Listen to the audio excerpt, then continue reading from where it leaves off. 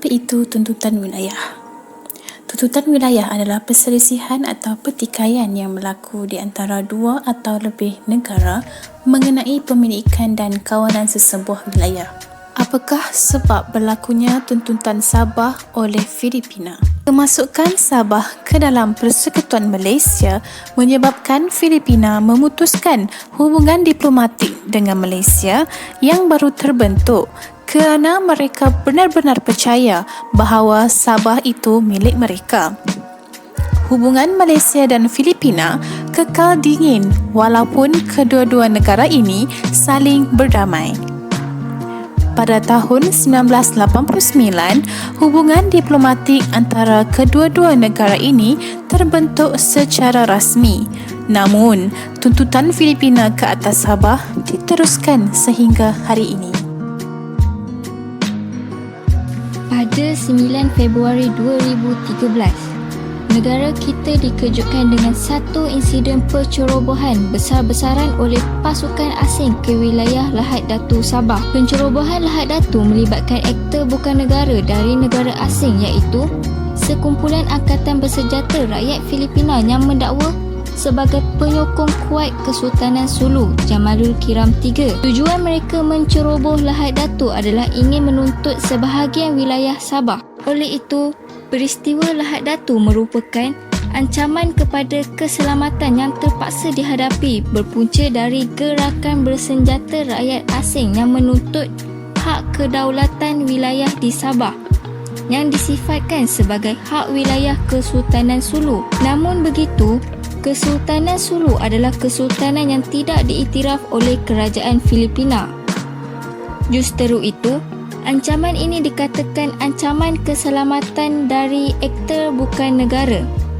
Maka ancaman ini sama seperti yang dilakukan oleh Lanon dan perompak laut.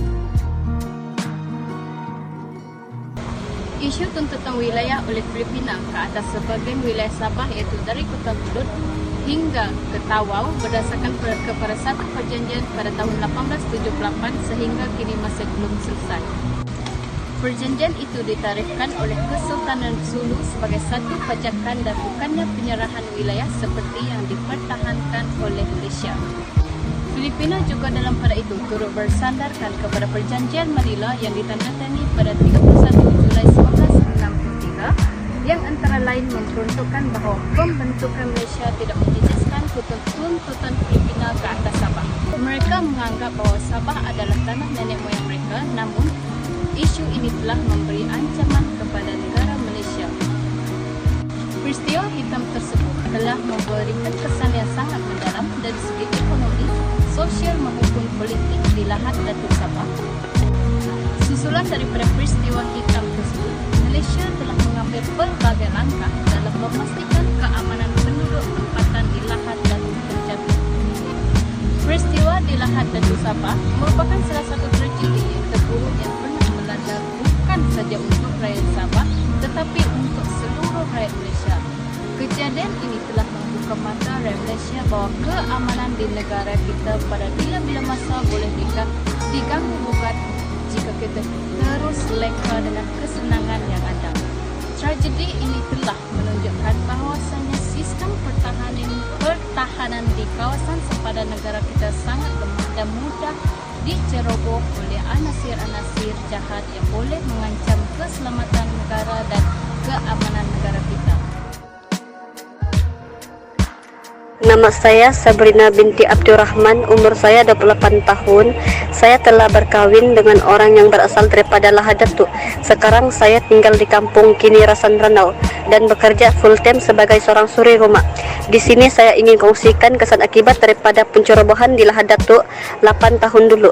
Saya sebenarnya bukan dari kampung Tunduk, suami saya dari kampung di Lahad Datu. Kesan yang paling ketara penduduk kampung di Lahad Datu, kesan yang paling ketara penduduk kampung di sana rasa takut. Cuma sebab nyawa diorang rasa tidak selamat sudah. Lagi-lagi kebanyakan di sana diorang bekerja sebagai nelayan. Jadi kejadian ini membuatkan penduduk di sana tidak dapat pergi laut untuk tangkap ikan. Jadi menyusahkan penduduk untuk mendapatkan pendapatan. Lagi satu, banyak keadaan rumah yang saya tahu di kampung itu jadi rosak sebab kena badilan sama kena tembak. daripada itu penceroboh. Jadi penduduk kampung waktu itu hilang tempat tinggal.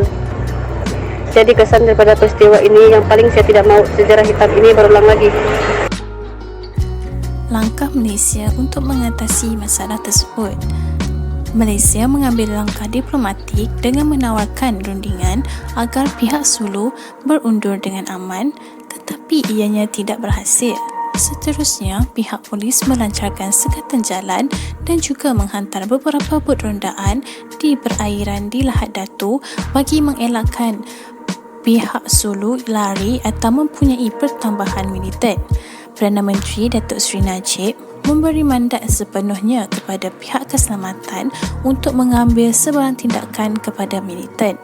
Seterusnya adalah pasukan keselamatan negara menggandakan bilangan anggota termasuk Regimen Askar Melayu diraja di kawasan yang dipercayai diduduki oleh penceroboh. Kerajaan Malaysia juga meningkatkan tahap pengawalan keselamatan di Sabah menerusi penubuhan kawasan keselamatan Pantai Timur dan juga Zon Selamat Timur Sabah. Seterusnya adalah pasukan keselamatan juga melaksanakan perintah berkurung dalam usaha mencegah pencerobohan warga asing dan jenayah rentas sempadan. Secara keseluruhannya, Sabah pernah menjadi sebahagian daripada Kesultanan Sulu. Walau bagaimanapun, Kesultanan Sulu tidak lagi diiktiraf dan dihapuskan sebagai entiti politik sejak tahun 1898. Negeri Sabah berkembang maju setelah mendapat kemerdekaan di dalam Malaysia. Oleh itu, tuntutan Filipina ke atas Sabah tidak lagi munasabah.